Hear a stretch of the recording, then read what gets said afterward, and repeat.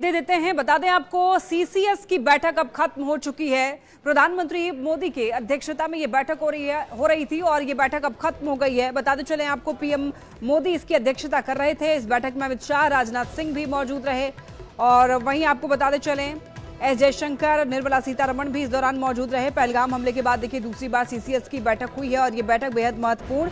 पहलगाम में निर्दोष हिंदू पर्यटकों के नरसंहार के बाद में भारत और पाकिस्तान में देखिए तनाव का माहौल है और भारत ने स्पष्ट शब्दों में यह कह दिया है कि हमला करने वालों और उन्हें संरक्षण देने वालों को बख्शा नहीं जाएगा। और ऐसे में पीएम आवास पर सीसीएस की बैठक हो रही थी, बैठक खत्म हो चुकी है।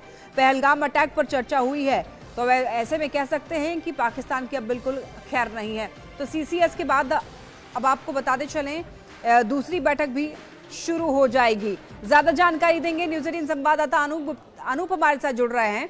अनूप, देखिए पीएम आवास पर सीसीएस की बैठक खत्म हो चुकी है, अब अगली बैठक जो है सीसीपीए की हो सकती है, तो आप पूरी एक बार जानकारी दीजिए, क्या अपडेट है इस मामले में? क्या कोई आपको जानकारी मिल पाई है कि इस बैठक में क्या बात हुई है? आपको बता दूं कि सीसीएस की बैठक खत्म हो गई है और उसके बाद सीसीईए की बैठक शुरू हुई है। इसके बाद कैबिनेट की बैठक होगी और उसके बाद सीसीपीए की बैठक होगी। कैबिनेट की बैठक में जो है वो निंदा प्रस्ताव पारित किया जाएगा। एक प्रस्ताव है पहलगाम में जो आतंकी घटना हुई है उसको लेकर के, और दूसरी तरफ सीसीपीए की बैठक में जिस तरीके से विपक्षी पार्टियां संसद सत्र, विशेष संसद सत्र की मांग कर रही है, उस पर आगे क्या करना है उस पर भी इस बैठक में चर्चा की जाएगी। लेकिन आपको बता दूं, जहां तक सीसीएस की बात करें, पिछले सीसीएस की बैठक में डिप्लोमेटिक फ्रंट पर किस तरीके से पाकिस्तान को अलग थलग करना, पाकिस्तान को करारा जवाब देना है, इस पर फैसला हुआ था।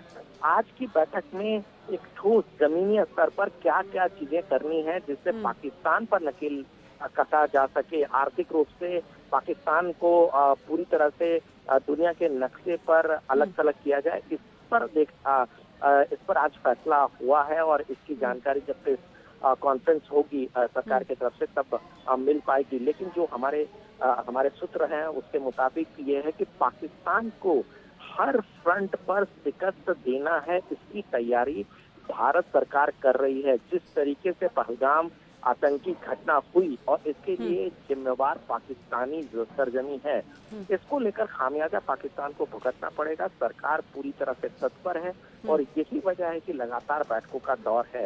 लेकिन यहाँ ये भी बताना जरूरी है कि कल जिस तरह से तीनों सेना अध्यक्षों के साथ रक्षा मंत्री प्रधानमंत्री नरेंद्र मोदी से मिले थे और उस बैठक में प्रधानमंत्री नरेंद्र मोदी ने साफ कह दिया था कि आप स्वतंत्र हैं, आप पूरी तरह से जो भी कार्रवाई करनी है, यानी कि सेना को स्वतंत्र